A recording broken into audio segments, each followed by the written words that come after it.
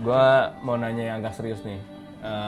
Bisnis ini kan is just as fragile sama materialnya gitu ya, tanpa being ironic gitu ya. Maksudnya kalau yang gue perhatiin mungkin ada sedikit problem atau isu di skala gitu. Maksudnya kalau lu nanggung itu bisa menimbulkan banyak problem dalam perjalanannya gitu kan. So I think you understand what I'm talking about gitu. Mungkin kalian bisa share sedikit ya keadaan kalian tuh gimana awalnya sampai sekarang and what you hope to be. Skala ya. Skala. Jadi dari awal tuh kami selalu ingin eksperimen dan mendesain dan berkarya. Itu menjadi fokus dan core semua apa yang kami kerjakan. Itu funnya. Funnya. Itu funnya. Agak funnya apa ini? Agak funnya banyak. Karena untuk menciptakan, mewujudkan ide-ide itu tuh, ide itu mungkin cuma 10%-nya, 90% Right. itu tuh untuk mewujudkannya. Sourcing bahan baku, Betul, supplier, betul. cara membentuknya, cara memikirkan supaya produknya baik hasilnya, kemudian belum lagi pemasarannya, pajak, finance, segala macam. Dan itu tuh kalau demi 10% tadi itu, kami rela bekerja keras untuk menanggung 90% lainnya. Jadi itu yang kami ingin pertahankan. Nah ini dari semua yang emang udah kalian lakukan, ini sebenarnya kan tantangan yang paling berat juga gue ngelihatnya adalah bagaimana cara memasarkan ini ke market yang ada. Pernah ada kayak satu isu yang paling besar gitu untuk hal pemasarannya, ada nggak? Banyak ya. Oke. Ayo mulai dari Tell us. Please. Kalau boleh balikin lagi ke 11 tahun yang lalu, mungkin nambah satu partner yang dia mengerti The business side. Jadi dari dulu tuh kita udah pengen punya partner itu ya, tapi kita ngerasa kayak, tapi kalau misalnya orangnya hanya mengerti di bagian situnya aja dan nggak tahu history tentang Kandura seperti apa, terus jatuh bangunnya kita, apa yang jadi problem kita gitu. Dan sampai akhirnya hari ini kita ketemu sih sama si orang itu yang dia mengerti dan kadang-kadang dan udah sering juga kerja bareng kami ya sebetulnya, dan dia akhirnya sekolah lagi untuk sekolah di bagian itu gitu. Keren. Kayak gitu.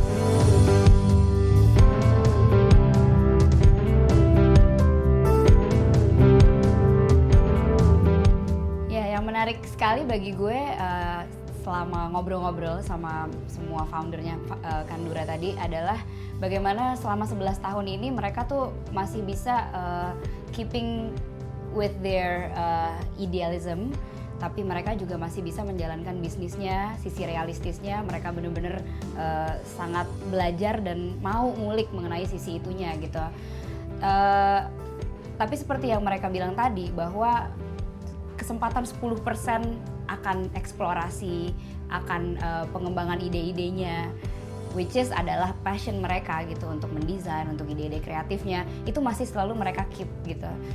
Itu menurut gue yang membuat Kandura akhirnya terus bisa berjalan dengan baik. Jadi ketika tadi gue bertanya mengenai salah satu isu yang terbesar gitu, mereka juga sempat pause dan berpikir gitu, maksudnya iya ya gitu, dan it's heavy sebetulnya karena ini realita, ini problem ini yang mengenai skala ini adalah realita yang banyak dihadapi oleh bisnis-bisnis kreatif di Indonesia.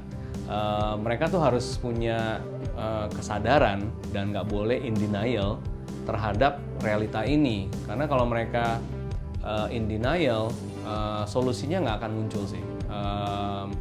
Mereka tuh harus jujur bahwa itu emang sebuah isu yang harus dipecahkan, tapi bukannya tidak ada solusi, tapi memang banyak perubahan dan eksperimen untuk bisa mencapai itu.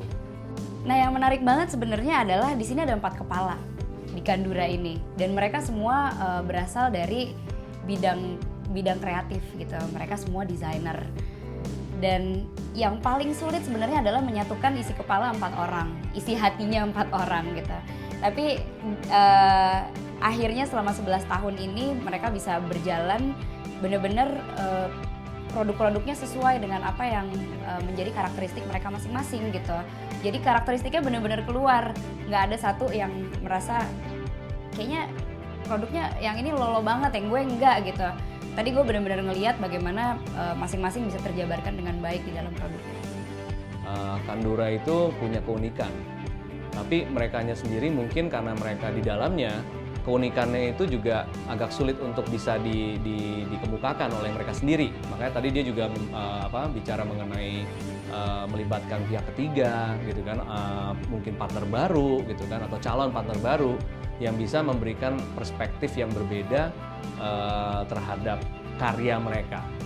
Ya kalau gue lihat isu mereka sih ada di skala yang sulit untuk dipecahkan karena demand-nya mereka, walaupun ada demand besar, mereka juga belum tentu bisa memenuhi itu, atau mungkin bahkan tidak mau untuk memenuhi itu because ada resiko kalau dia terjun ke bentuk yang lain gitu kan. It's a choice sih, itu pilihan. Makanya when you have a choice gitu, dihadapi dengan choices, ya kalian harus punya pengalaman, kalian juga harus punya judgment yang tepat supaya you don't make the wrong choices. Karena sekalinya kalian make the wrong choices, ya itu bisa berarti another kegagalan gitu kan. Nah ya cuman don't worry, it's part of the journey yang sepertinya semua orang juga akan lewatin kok gitu di semua brand.